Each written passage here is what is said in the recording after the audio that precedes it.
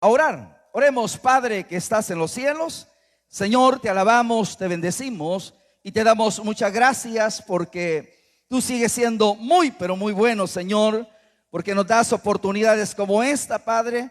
Gracias por las fuerzas, gracias por las fortalezas, gracias porque has hecho grandes cosas, estás haciendo grandes cosas y seguirás haciendo, Señor, a favor de cada una de nuestras vidas.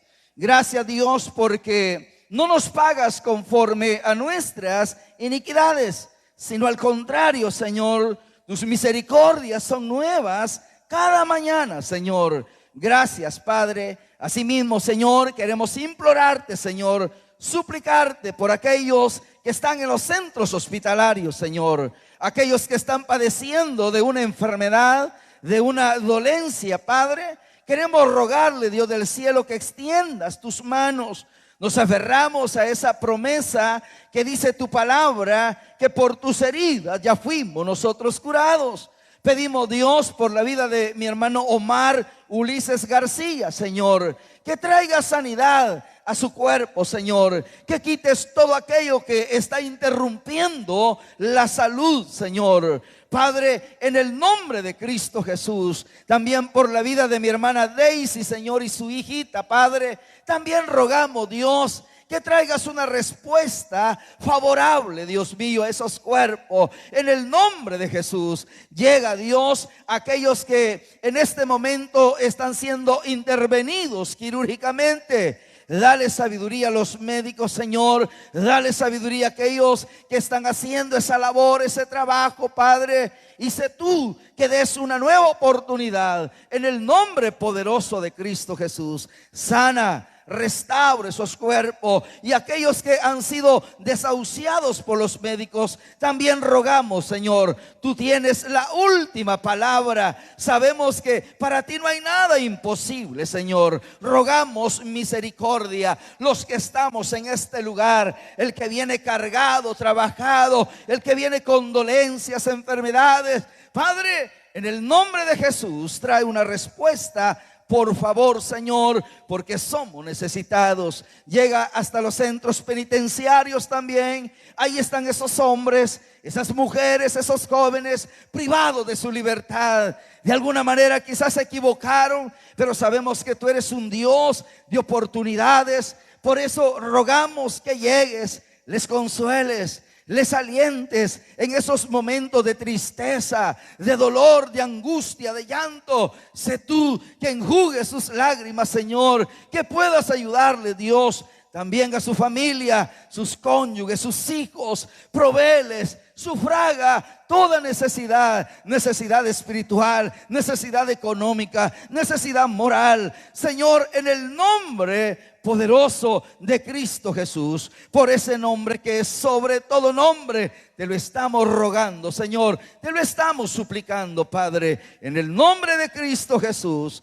Padre. Y ahora que nos disponemos a leer su palabra, pedimos, rogamos y suplicamos que nos hables, que nos edifiques, nos consueles, nos alientes, nos fortalezca, y sobre todo, Señor, que nos puedas ubicar en el centro de tu santa y bendita voluntad. Dios, háblanos, porque somos necesitados. Por Cristo Jesús. Amén. Amén. Hermanos, Dios les bendiga una vez más. Bienvenidos, bienvenidas. ¿Ya saludó el que tiene al lado? Salúdelo. Regálele una sonrisa. Es muy importante podernos saludar, porque hoy estamos y ya mañana no estamos. Amén. Capítulo número 10 del libro de los Proverbios. Proverbios capítulo número 10.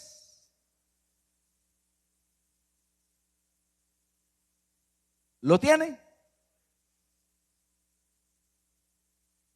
Versículo número 4 nos dice: la mano negligente empobrece, mas la mano de los diligentes enriquece. Amén. Tenga la bondad de sentarse.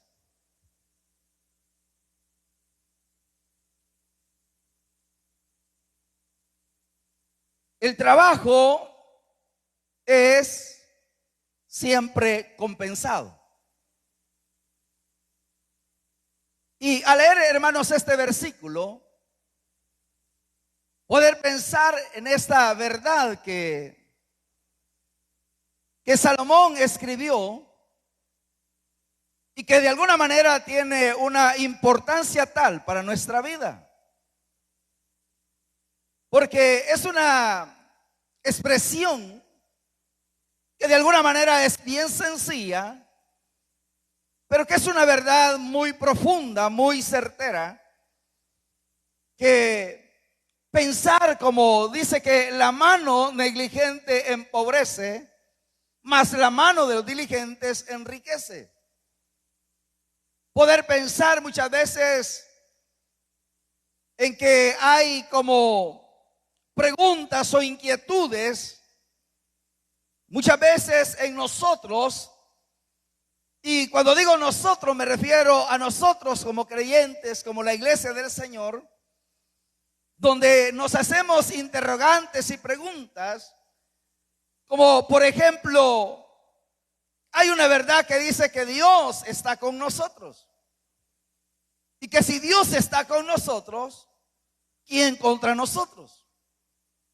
Y esa verdad de alguna manera uno la abraza, se aferra a ella, porque si bien es cierto, es una verdad, pero que eso mismo lleva en alguna medida a poder hacer algunas cuestiones que no son como necesarias hacerlas, sino que por la misma condición de que uno dice, bueno, Dios es el que me da las fuerzas, Dios es el que me va a proveer, Dios es el que tiene control sobre todas las cosas, Dios es capaz de hacer todo lo que para uno es imposible, Dios siempre lo hace posible. Y todo eso es verdad. Cuando mencionamos aspectos de lo que dice la Escritura y acerca de lo que verdaderamente Dios es así es. Pero resulta que uno llega a como a confiarse o acomodarse cuando uno piensa en ello.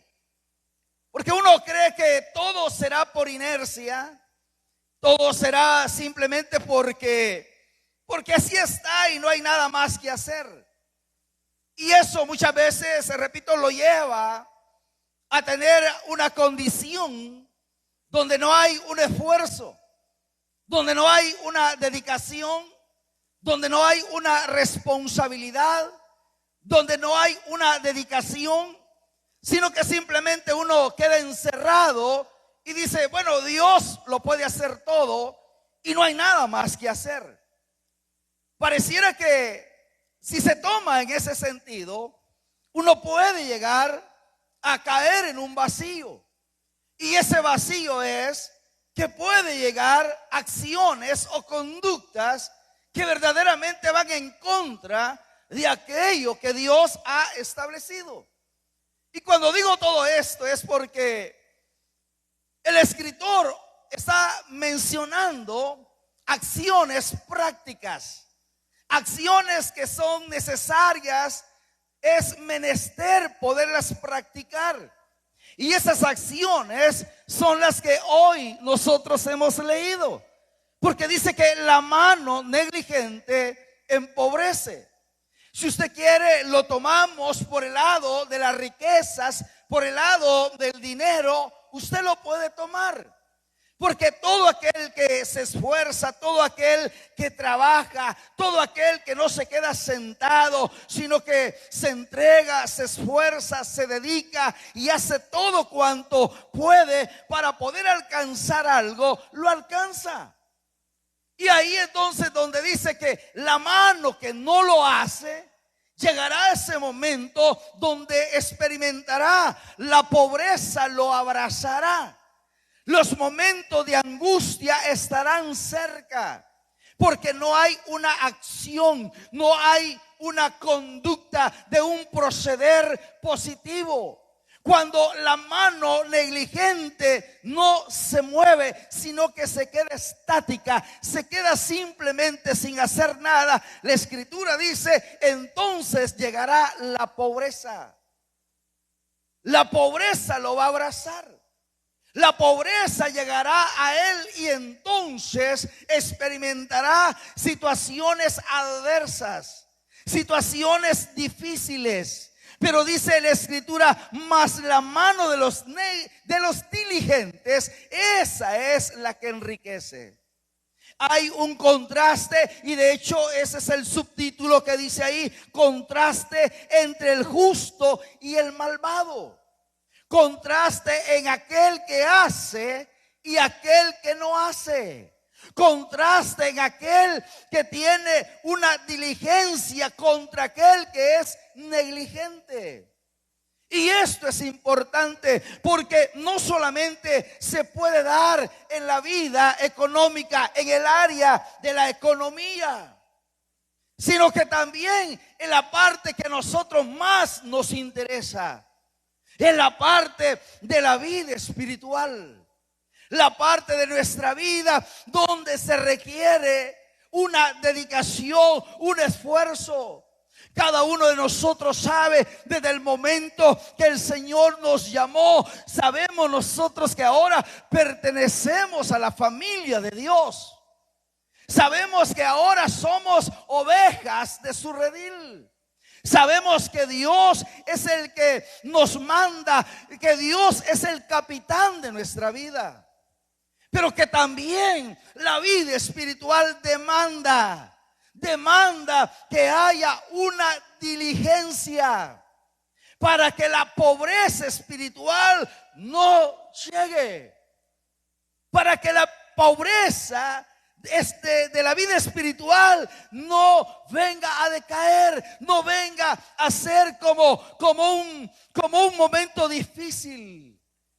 Cuando uno piensa en eso, se da cuenta entonces y ve cuando Dios elige a aquellas personas que en su momento quiso usar.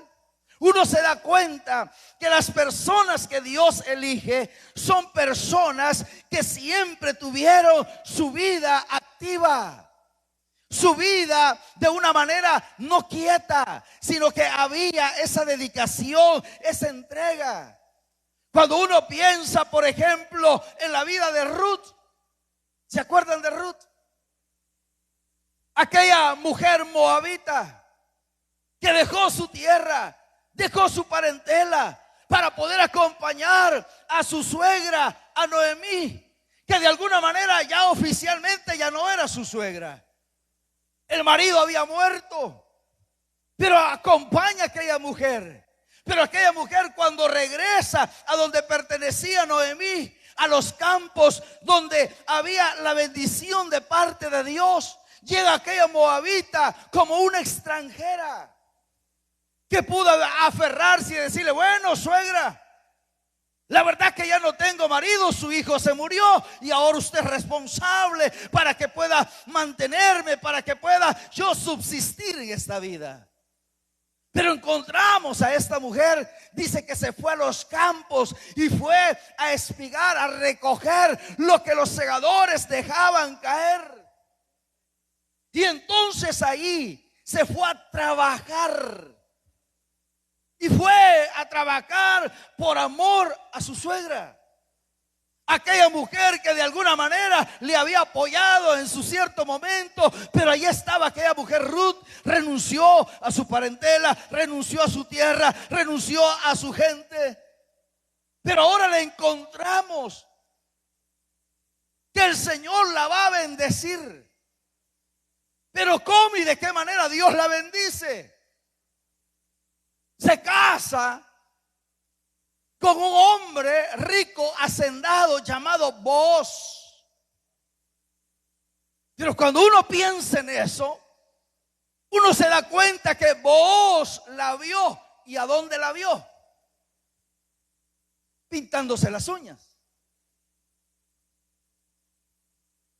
¿Dónde la vio? ¿Qué hacía? Estaba trabajando. Estaba espigando, recogiendo espigas. Ve entonces que aquella mujer alcanzó, hermanos, estaba espigando cuando Booz la eligió para ser esposa. Estaba trabajando, había una diligencia, había una entrega, había una dedicación, había que su vida estaba activa. No era una mujer que se había quedado sentada sin hacer nada.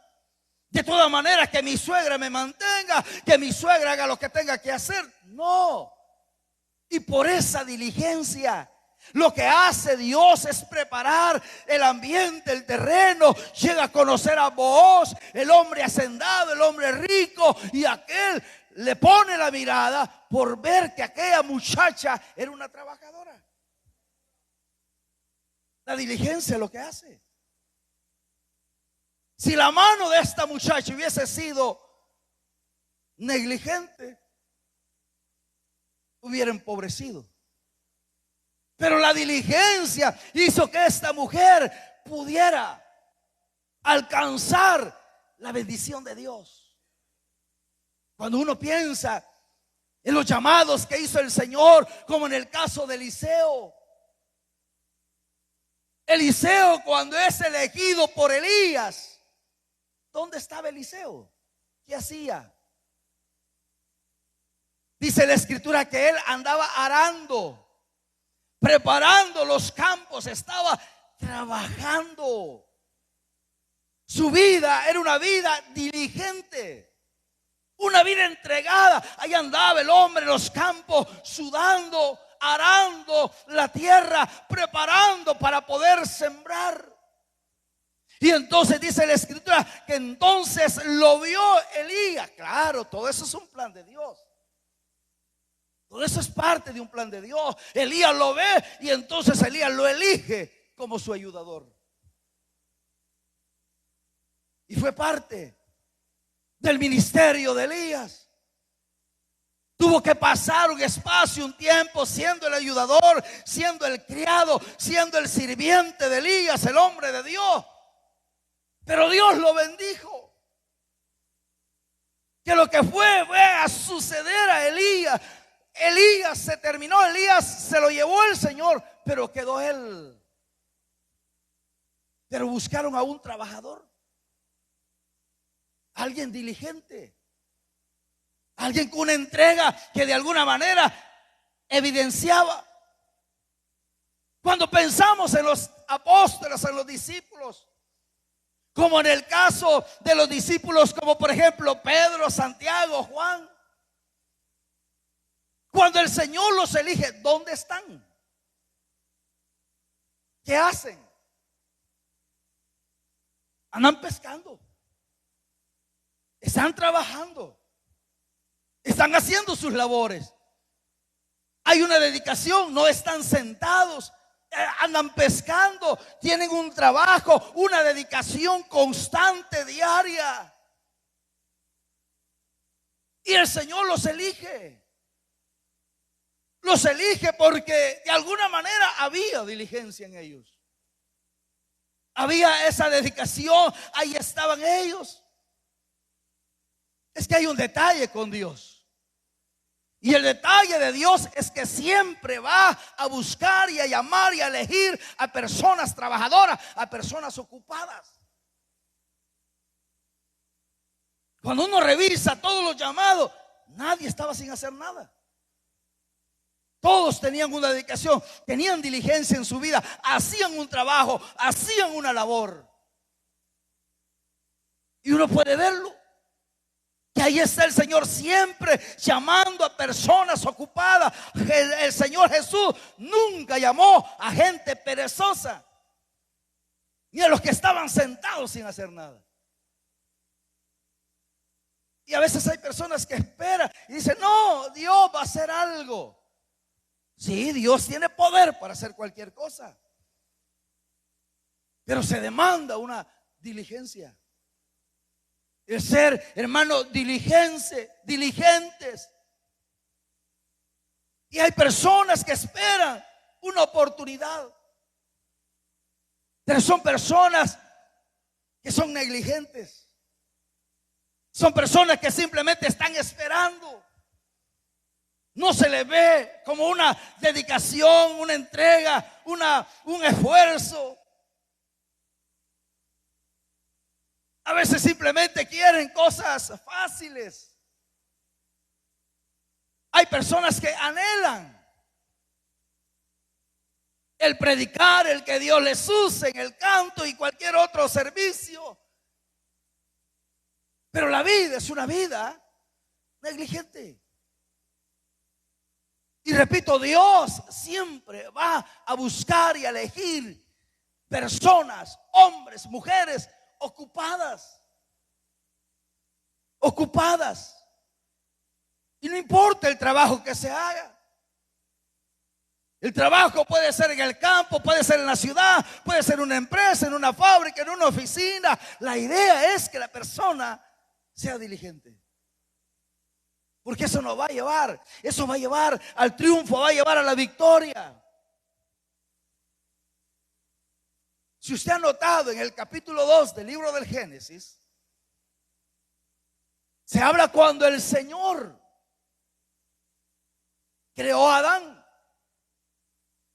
Y cuando el Señor creó a Adán, lo puso a trabajar. Dice el capítulo 2, versículo 15 del Génesis.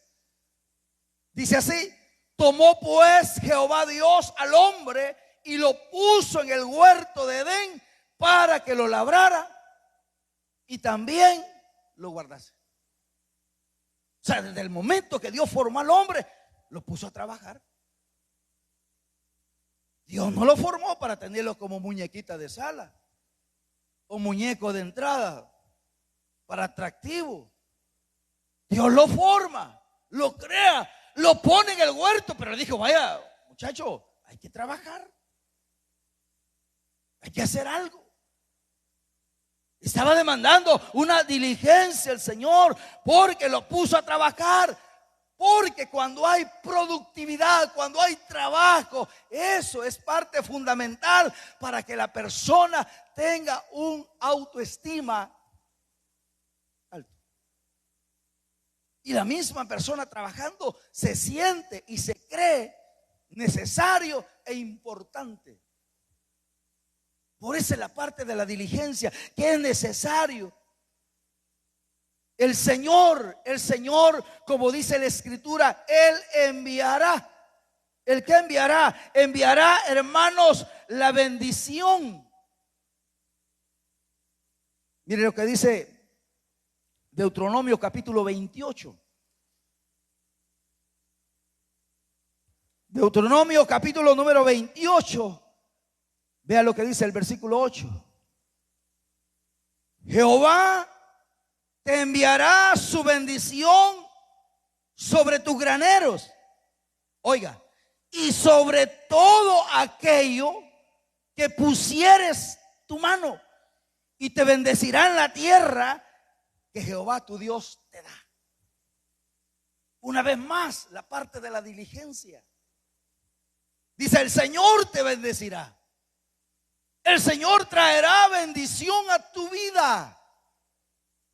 Y lo hará siempre y cuando pongas tu mano.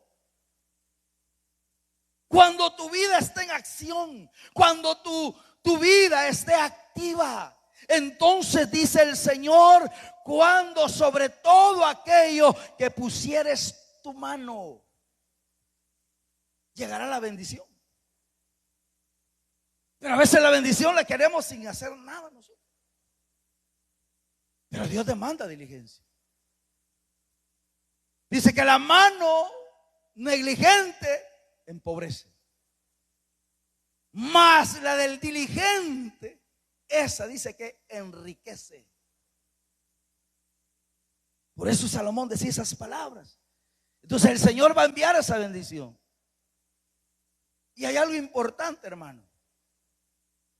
Es que Dios no nos dará más hasta que nosotros demostremos que verdaderamente somos fieles con lo que tenemos. ¿Oyeron lo que dije? Dios no nos dará más. Porque muchas veces Dios quiere bendecirnos, quiere darnos, pero nos hemos quedado quedos, nos hemos quedado quietos. Volvamos al libro de los Proverbios. Oiga, vea lo que dice la Escritura, Proverbios capítulo número 13. Dice así la Escritura, versículo número 4. El alma del perezoso desea y nada alcanza, mas el alma de los diligentes será prosperada. O sea, Dios quiere bendecirnos. Dios quiere hacer grandes cosas con nuestra vida. Dios quiere hacer cosas maravillosas, pero también demanda que haya diligencia, que haya esa parte activa. Si usted lo quiere tomar por el lado de del dinero, de lo económico, de los bienes, de las cosas materiales, está bien. Pero hablemos de la parte espiritual, de lo que verdaderamente Dios nos ha dado. Dios nos ha elegido, hermano. Hoy somos sus hijos y somos sus hijas. Dios nos ha elegido y nos ha dado el honor y el privilegio de ser sus hijos, su pueblo, sus ovejas, su novia, su futura esposa. Nos ha elegido. Y la elección que el Señor ha hecho, la ha hecho con un objetivo. Pensemos simplemente en David. Es un hombre muy conocido que registra la Escritura. David era el último de los hermanos. Usted sabe que Israel primeramente fue gobernado por Saúl. Por razones de su mala conducta, de su mal proceder, el Señor tuvo que decir de Saúl: me pesa haber puesto como rey a Saúl. Y el Señor tuvo que buscarse a otro. Y le dijo al profeta Samuel: Samuel,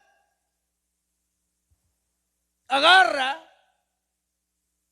la redoma de aceite y ve a la casa de Isaí, porque ahí vas a ungir al que ha de sustituir a Saúl.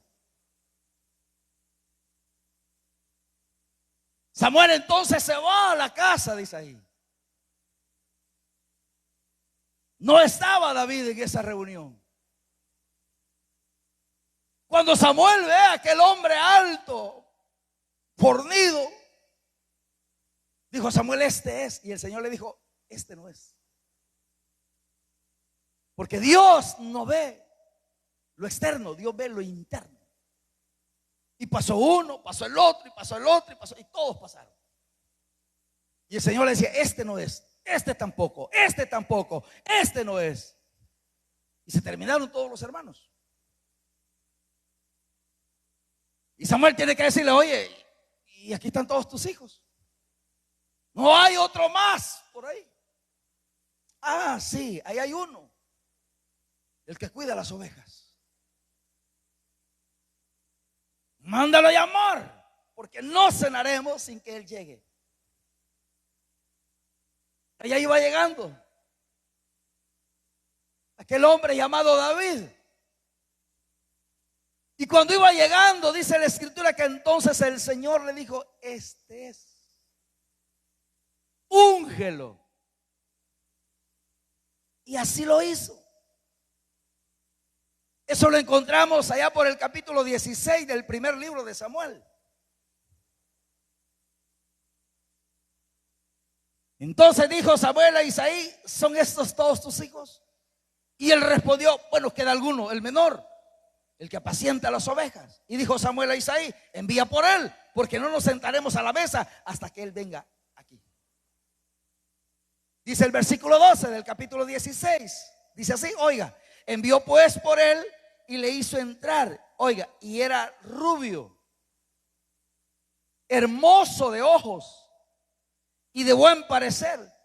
Entonces Jehová dijo: levántate y úngelo, porque este es. Y el Señor lo elige. Y la bendición grande que Dios le está dando es que lo unge como rey. Pero usted conoce la historia, que es ungido, pero no es puesto prontamente como rey.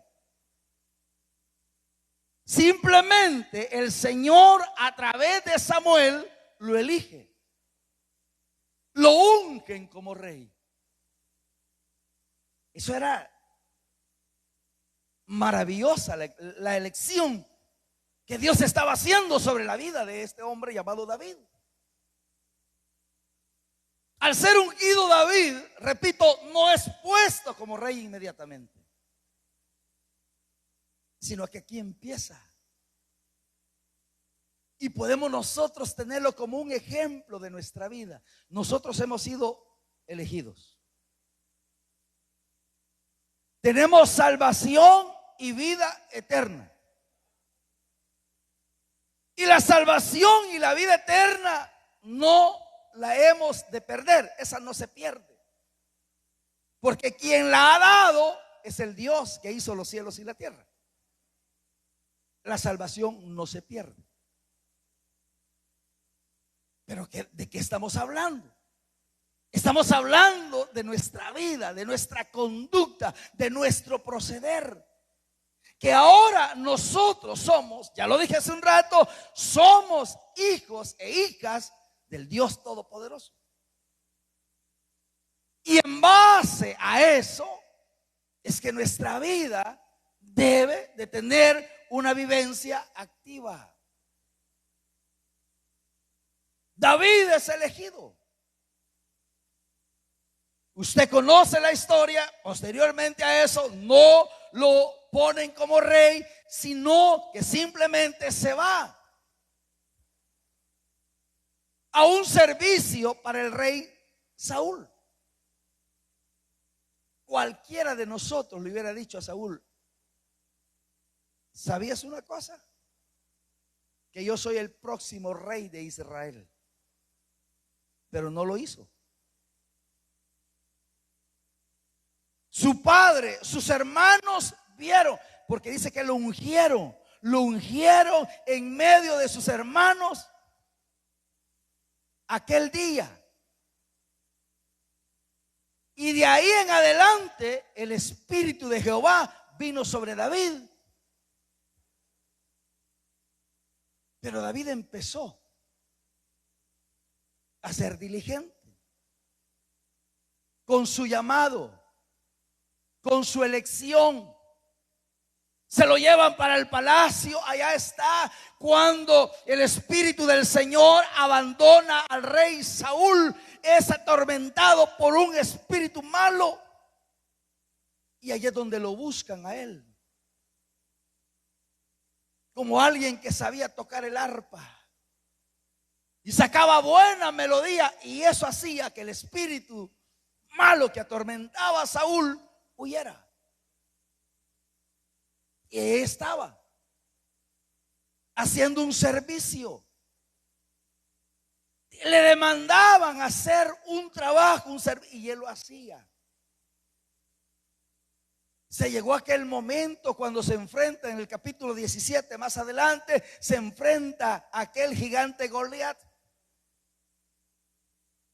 Y como el Espíritu del Señor estaba con él, derrotó al gigante y venció. Su vida, una vida diligente. Él sabía que el Señor estaba con él. Él pudo haber dicho en su debido momento: allá estaba el gigante gritando, allá estaba el gigante desafiando al ejército de Israel. Él pudo haber dicho: no me va ni me viene. pero su vida la pone en activo. Va y derrota al gigante. Y en una de esas vuelve a regresar al palacio. Y en vez de ser agradecido Saúl por el trabajo que hacía David, lo quería matar. En el trabajo, en el servicio de Dios, muchas veces a uno no le dan gracias. Quizá no hay así físicamente que lo quieran matar, pero con las acciones las personas en vez de dar gracias. Pero eso a David no menguó que fuera un hombre diligente, sino que continuó. El rey lo empezó a perseguir. Se fue para el desierto, se metía en las cuevas, huía para un lado, para otra ciudad y a otra ciudad, de tal manera que andaba salvaguardando su vida. Y había sido ungido como rey de Israel, pero no lo habían puesto como rey. Su vida fue una vida de prueba. A veces nosotros como creyentes, como cristianos en la vida vamos a tener dificultades, vamos a tener pruebas, vamos a tener adversidades, vamos a tener que llorar, vamos a tener que sufrir, vamos a tener que lamentarnos. Los hombres del ayer, cuando fueron elegidos, sabían quién los había elegido, sabían a quién tenían que serle fieles, y no importaba que su vida fuera desafiada, fuera puesta en prueba, siempre tenían la convicción que no se quedaban quietos. A David el rey, Saúl lo buscaba para matarlo, pero él no se quedó sentado, no se quedó escondido, sino que simplemente su vida la puso en acción. Es una prueba difícil. Y a veces nosotros con cosas pequeñas, con una mala mirada, desistimos al llamado. Abandonamos la trinchera. Abandonamos nuestra posición. Y algunas veces nuestra conducta es una conducta cobarde. Porque se nos olvida quién está con nosotros. Se nos olvida muchas veces que el Dios que hizo los cielos y la tierra está con nosotros. Y Él ha prometido estar hasta los últimos días sobre la tierra. Eso se nos olvida. Y hay una pobreza espiritual. Porque hay mano negligente. Ya no hay un esfuerzo, ya no hay una dedicación, ya no hay una entrega, ya no hay esa pasión y ese deseo y esa responsabilidad de nuestro llamado. Por cosas pequeñas nos vamos quedando, nos vamos enfriando de tal manera que en nuestra vida ya no le sentimos el sabor, ya no hay esa energía, ya no hay esa pasión. Y el problema es que no vemos para adentro, el problema es que vemos para afuera. Empezamos a ver los errores de los demás, empezamos a ver que los demás nos ven mal, empezamos a ver y a suponer que los demás hablan de nosotros.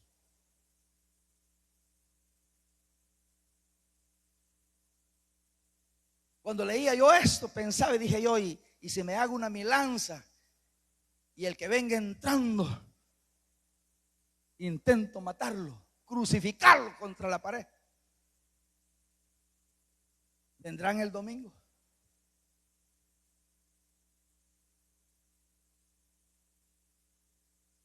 Aquí se trata de hacer lo mejor que se puede. Pero aún así hay una pobreza espiritual.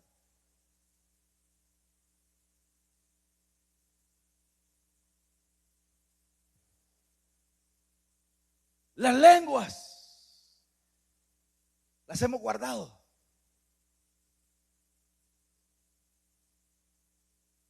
Las profecías las hemos guardado. Y siempre he dicho, y cuando hay, son los mismos instrumentos, son los mismos que Dios ha elegido, son los mismos. Ya no hay nuevos. Ya no hay ese deseo, ya no hay esa búsqueda, ya no hay esa pasión y ese anhelo.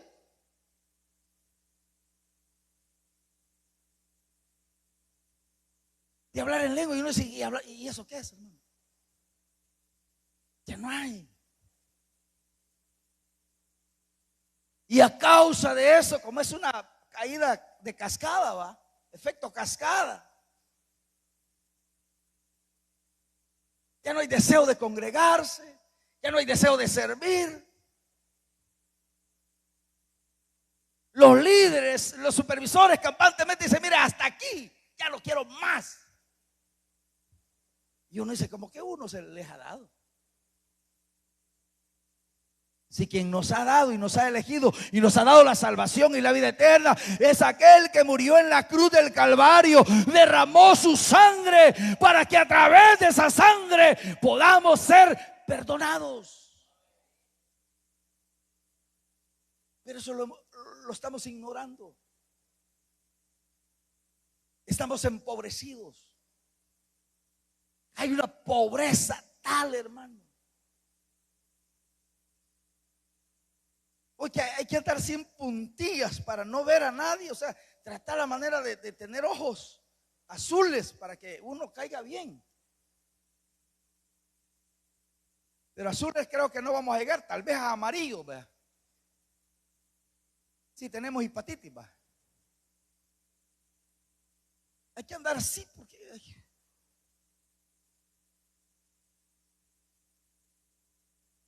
hasta para hablar uno tiene que tener una. O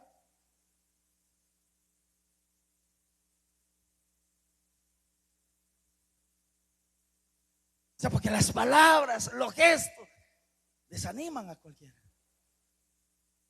Pero es por la pobreza que estamos viviendo. David lo quisieron matar, el mismo rey. Pero aguantó, soportó.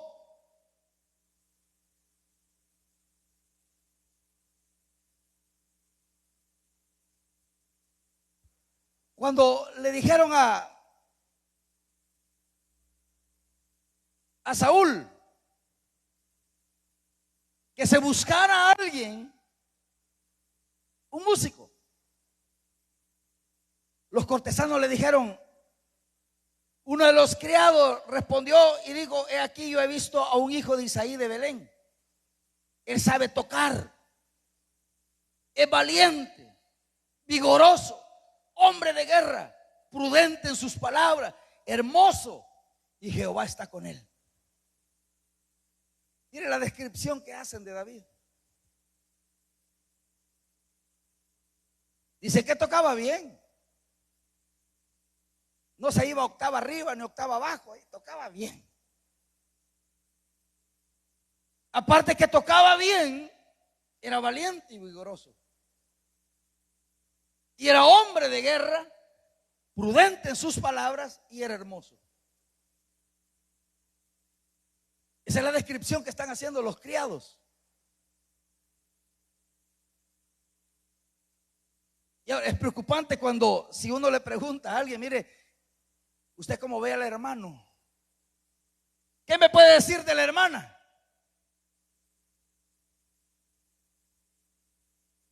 Hacen una descripción de nosotros.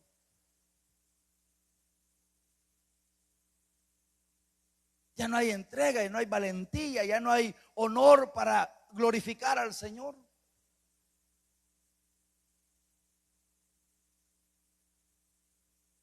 De tal manera que ya no hay una diferencia de aquel que ha sido elegido por Dios con aquel o aquella que no ha sido elegido por Dios. Es igual todo.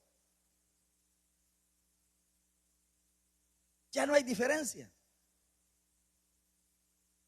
Algunas diferencias así sencillas, superficiales, puede decir, mira, no, que mire, ya no se persina. Pero eso no es una diferencia. En la vida activa, la vida que debe de tener.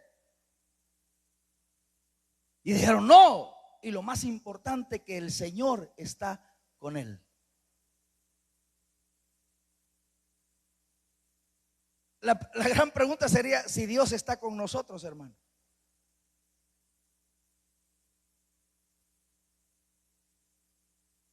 No nos vaya a pasar como la de Sansón.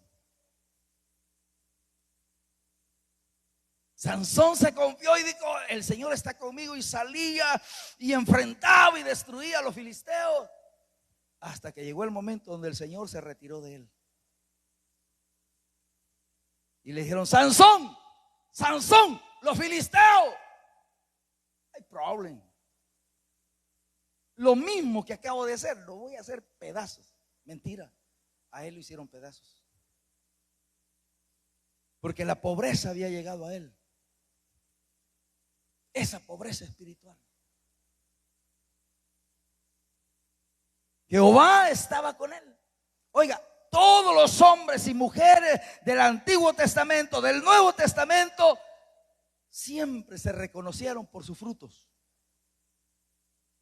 Siempre. Y David decía, no, es que el Señor está con él. Si mira, un gran gigantón lo derrotó, porque Dios está con él.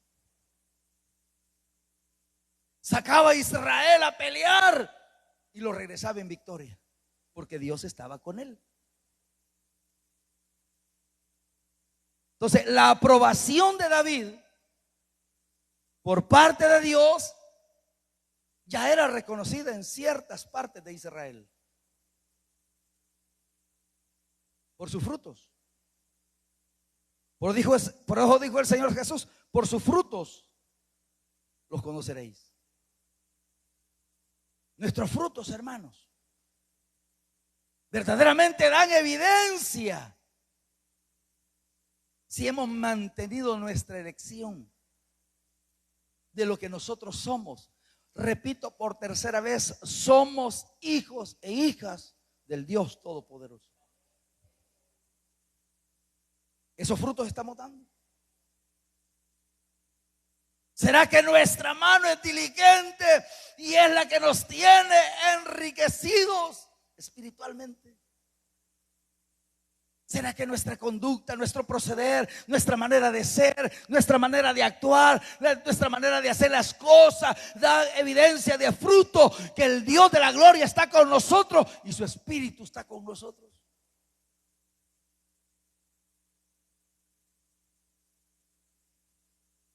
¿O los frutos?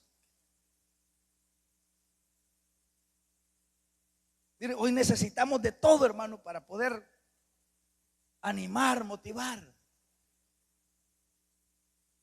Claro, nunca ha sido fácil, pero hoy pareciera que está más difícil la cosa. Ya lo he dicho y lo voy a volver a decir. El que estemos bendecidos materialmente no significa que estemos bien espiritualmente con Dios. No siempre es así. Porque por sus frutos. A veces cuanto más Dios bendice, hablando materialmente, es cuando más la gente se va alejando.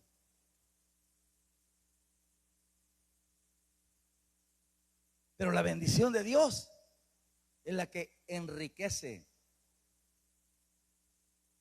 Oiga, hermano, la elección que Dios hace es aún en medio de las dificultades.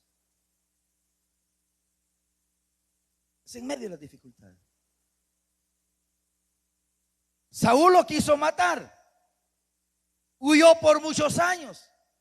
Y a pesar de todo esto, siempre se esforzó y fue fiel a Dios. Se cree que a los 15 años fue ungido David. A los 30 años, 15 años después, oiga, 15 años después, encontramos a este hombre. Si quiere lo leemos en el segundo libro de Samuel, del capítulo número 5. Dice el versículo 4 y 5, oiga. Era David de 30 años cuando comenzó a reinar y reinó 40 años. En Hebrón reinó sobre Judá 7 años y 6 meses. Y en Jerusalén reinó 33 años sobre todo Israel y Judá. Mire, 15 años de incertidumbre, de dificultad, de angustia, de dolor, de tormento, de lloro, de huir, pero nunca dejó de ser leal y fiel al que lo había llamado. Nunca. Se mantuvo fiel. Hubo esa diligencia en su vida. Uno puede pensar, y entonces, ¿qué vio Dios en David? Vio algo especial. Vio que era un hombre esforzado, trabajador. Y ya dijimos, ¿dónde estaba? Cuidando las ovejas. Allá estaba, cuidando las ovejas. Cuando era el momento de trasquilarla, hacía el trabajo, le daba de comer, la sacaba, la llevaba. O sea, estaba trabajando. ¿Y qué es lo que Dios vio? La diligencia. Uno puede pensar. Y entonces, Dios nos ha elegido a nosotros. Creo que hay una alabanza, ¿verdad? ¿Qué vistes en mí?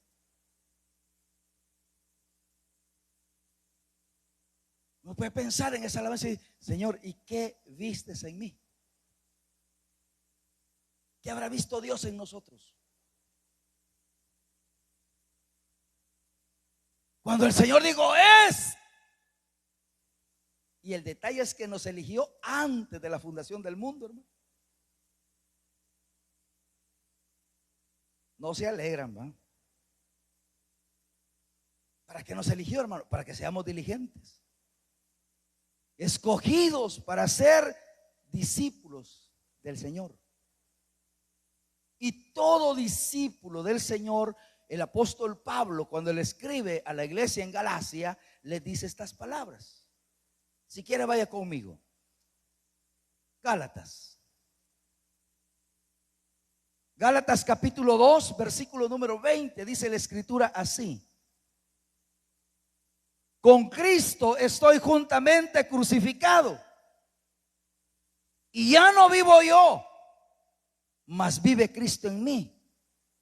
Y lo que ahora vivo en la carne, lo vivo en la fe del Hijo de Dios, el cual, oiga, el cual me amó y se entregó a sí mismo por mí.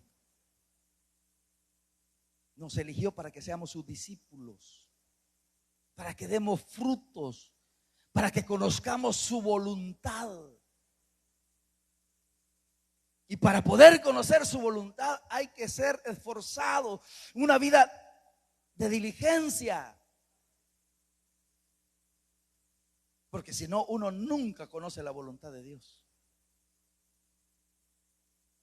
¿Para qué nos eligió? Para oír su voz. Dice el Evangelio según San Juan. Vea lo que dice la Escritura. Ya voy terminando, hermano. Pero es importante que nosotros tengamos claridad. Dice el Evangelio según San Juan en el capítulo número 10, versículo número 27. Dice así: mis ovejas oyen mi voz y yo las conozco y me siguen. Para eso nos llamó el Señor, para que oigamos su voz. Ellas me conocen, dice, y yo las conozco a ellas y me siguen. que oigamos su voz. Y nos ha elegido, hermanos, para que demos frutos y anunciemos las virtudes de aquel que nos llamó. Solo ese, olvidemos todo lo que dije y quedémonos con esto nada más. Los frutos que quiere el Señor es que simplemente, hermanos, logremos nosotros dar fruto y anunciemos el evangelio. Sencilla la pregunta: ¿a cuántos dimos testimonio hoy de que Jesucristo es la salvación para los seres humanos? ¿A cuántos le hablamos de Cristo hoy?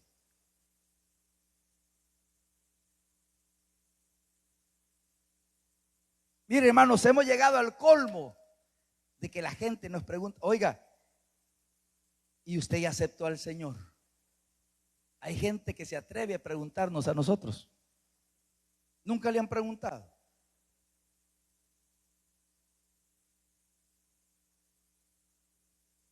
Porque como no hay fruto, nosotros no anunciamos, no hay esa diligencia.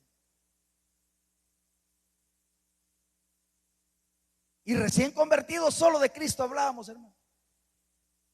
Solo del Señor, la salvación, la condenación. Pronto viene el Señor. Y de repente oíamos aquella alabanza, la gran tribulación de Estanislao Marino, y más nos animó. Ya viene. Y poníamos el mensaje. Nos equivocamos en leer, nos equivocamos en los versículos, pero anunciábamos.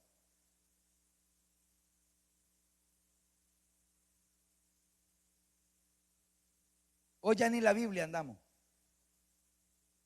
pero hablando en el teléfono, hermano. Pero el teléfono lo usa para otra cosa.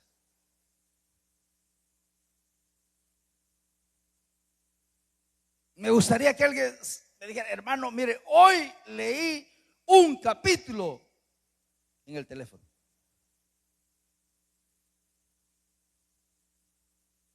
Quizás quisiésemos encontrar una aguja en un pajar. Todo eso, hermano, es pobreza. Termino entonces leyendo lo que leí al principio. La mano negligente empobrece, mas la mano de los diligentes, esa enriquece. La gran pregunta es: ¿somos pobres o somos ricos espiritualmente? Cada uno lo sabe. Y no le voy a ir a preguntar al vecino, porque el vecino lo va a noquear, le va a decir de todo, menos que es cristiano. Mejor examinemos a nosotros mismos y saquemos una conclusión. Y al sacar una conclusión, nadie nos podrá engañar. Porque el colmo de los colmos de los seres humanos es quererse engañar a sí mismo. Porque nos podemos engañar los unos a los otros, pero engañarnos a nosotros mismos está bien difícil. ¿Somos pobres o somos ricos? Depende. Nuestra actitud, nuestra conducta, nuestro proceder y los frutos que estemos dando. Y si no hay frutos, bueno, en vida hay esperanza. Aquí sigue estando el Señor, porque Él está vivo. Dice Juan 4:24 que Dios es espíritu. Y Él busca adoradores en espíritu y en verdad. ¿Somos ricos o somos pobres? Cada uno lo sabe. Y que Dios nos ayude a todos. Porque el tiempo va avanzando. La final trompeta sonará. Y el que no esté preparado,